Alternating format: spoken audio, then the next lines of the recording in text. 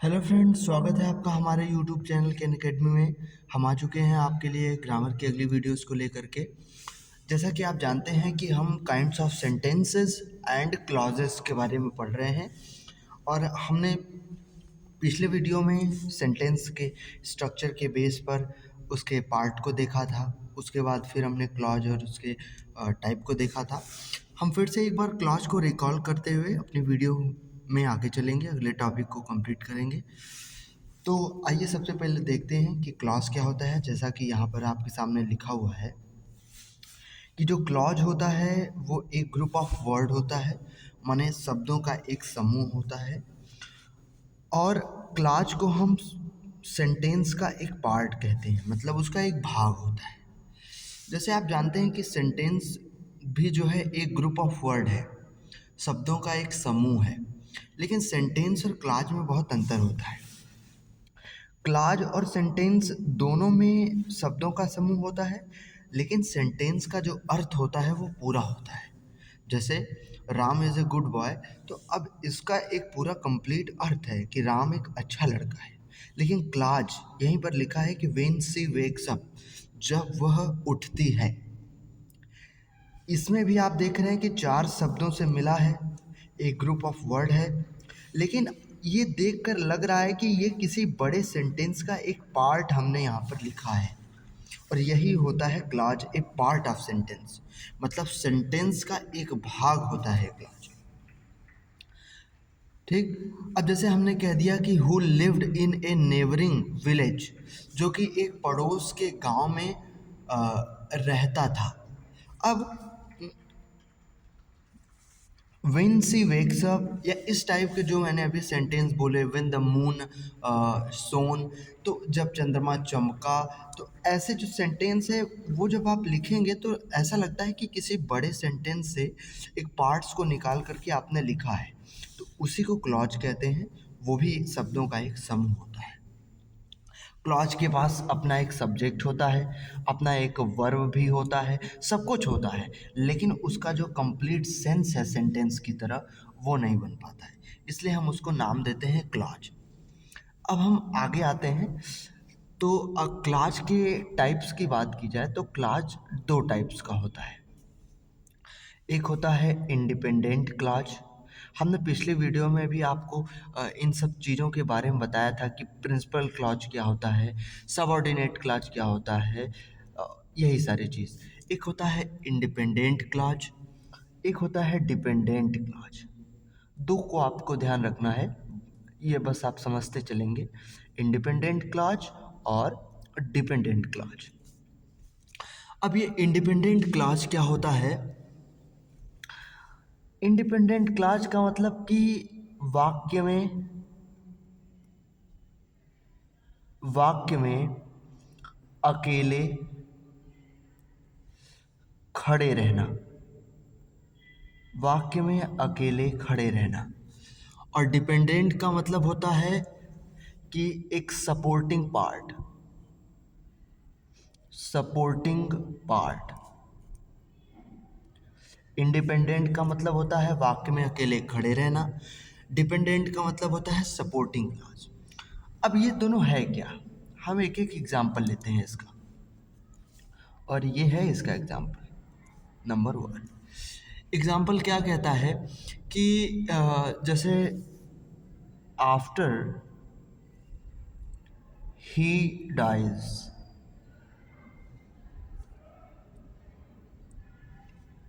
he will be forgotten. After he dies, he will be forgotten.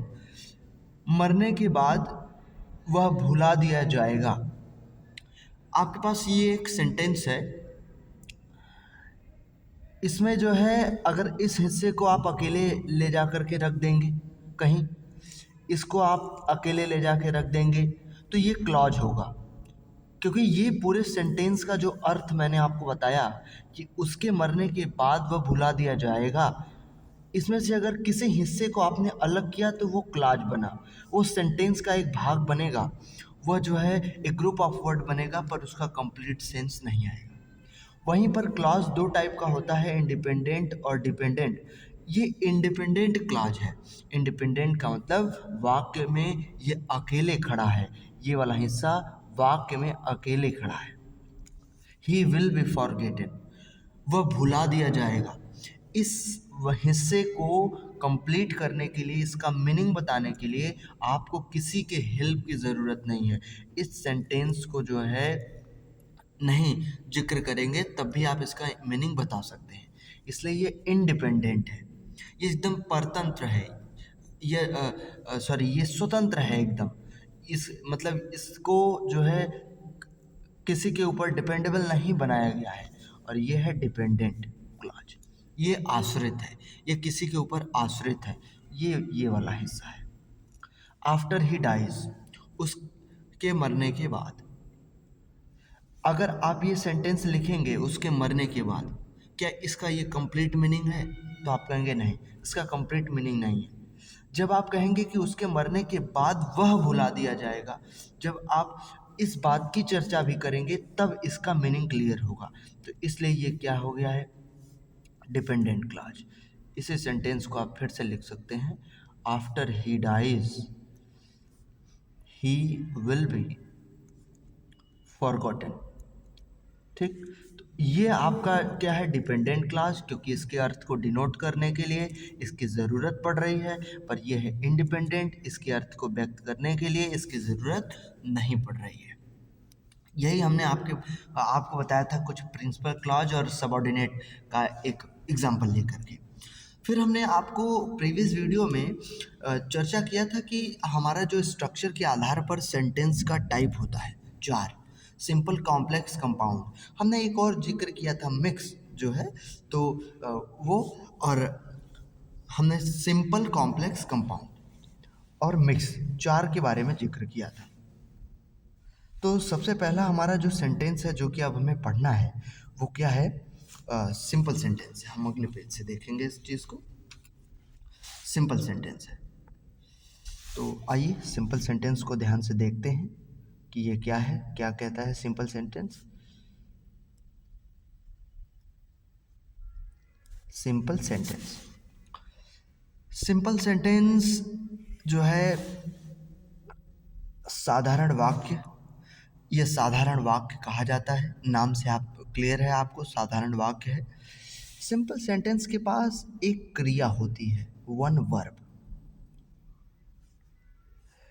या आप कह सकते हैं कि एक जो है independent clause, independent independent clause. Clause नहीं, आप यहाँ पे इंडिपेंडेंट कॉज लिखिए तो बेहतर रहेगा। एक क्रिया होती है या एक इंडिपेंडेंट कॉज होता है, मतलब ऐसी चीज़ जो किसी पर आधारित ना हो, आश्रित ना हो, बिल्कुल स्वतंत्र हो। उसके अर्थ को व्यक्त करने के लिए आपको किसी भी चीज़ की ज़रूरत ना पड़े। जैसे she is walking, she is walking, वह टहल रही है। इसमें आपको एक वर्ब भी देखने को मिला। ठीक, वन इंडिपेंडेंट कॉज, एक स्वतंत्र कारण है, वह टहल रही है। अब इसका अर्थ एक कंप्लीट अर्थ माना जाएगा और कुछ इसमें जोड़ने की, अपने से बताने की ज़रूरत नहीं है। ऐसा नहीं है कि कुछ जोड़ने के बाद इसका अर्थ जो है कंप्लीट होगा। इसका अर्थ कंप्लीट है, इसका सेंस पूरा है। यही है सिंपल सेंटेंस। सिंपल सेंटेंस में आपको ध्यान रखना है, एक वर्ब होता है या एक इंडिपेंडेंट काज होता है और उसी से सिंपल सेंटेंस की पहचान की जाती है। अब हम आते हैं अगले चीज़ पर। अब हम चलते हैं दूसरे नेक्स्ट पर। तो नेक्स्ट को हम देखते हैं कि नेक्स्ट वाला क्या है। देखिए, अगला है हमारा complex sentence. Complex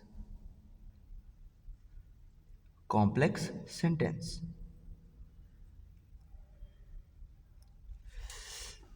complex sentence क्या कहता है? कॉम्प्लेक्स सेंटेंस कहता है कि कॉम्प्लेक्स सेंटेंस में जो है हमारा एक पार्टिसिपल हो सकता है, सॉरी, एक प्रिंसिपल क्लॉज हो सकता है। मैंने आपको बताया था प्रिंसिपल क्लॉज या मेन क्लॉज किसे कहते हैं, तो इसके बारे में अब हमें चर्चा करने की तो ज़रूरत नहीं है। प्रिंसिपल या मेन क्लॉज हो सकता है जिसके साथ वन और more than one one subordinate clause होता है। ठीक, कॉम्प्लेक्स सेंटेंस में हमने आपको बताया सिंपल सेंटेंस में एक क्रिया या एक स्वतंत्र काज होता है, इसमें एक प्रिंसिपल क्लॉज होता है या उसके साथ एक या एक से अधिक सबऑर्डिनेट क्लॉज होता है। प्रिंसिपल क्लॉज का मतलब आपको अभी बताया गया था इंडिपेंडेंट क्लॉज, यानी कि अर्थ को व्यक्त करने के लिए किसी की आवश्यकता नहीं पड़ती, और सबऑर्डिनेट का मतलब अर्थ को व्यक्त करने के लिए प्रिंसिपल क्लॉज की ज़रूरत होती है। इसका एग्जाम्पल आप बहुत अच्छे से समझ रहे हैं कि आखिर ये क्या है, तो इसे बताने की कोई ज़रूरत नहीं है। अब हम एक एग्जाम्पल इसका ले लेते हैं, फिर उसके बाद हम आगे बढ़ते हैं। जैसे अब आप लिख सकते हैं कि आई नो दैट, मैं जानता हूँ कि he is a good man, वह एक अच्छा लड़का है। I know that he is a good man. अगर आपसे पूछा जाए कि इसमें ऐसा कौन सा सेंटेंस है जिसका अर्थ बिल्कुल क्लियर है, तो आप कहेंगे he is a good man, वह एक अच्छा लड़का है। ये आपका प्रिंसिपल क्लॉज है। लेकिन आई नो ये आपका सबऑर्डिनेट क्लॉज है। अगर आपने किसी से कहा आई नो मैं जानता हूँ, तो वो पूछेगा क्या जानते हैं, तो जब तक आप ये बात नहीं बताएंगे तब तक ये अर्थ कंप्लीट नहीं होगा। तो ये सबऑर्डिनेट हो गया, ये प्रिंसिपल क्लॉज हो गया, और ये हो गया आपका कॉम्प्लेक्स सेंटेंस। फिर अगला है हमारा कंपाउंड सेंटेंस। Compound sentence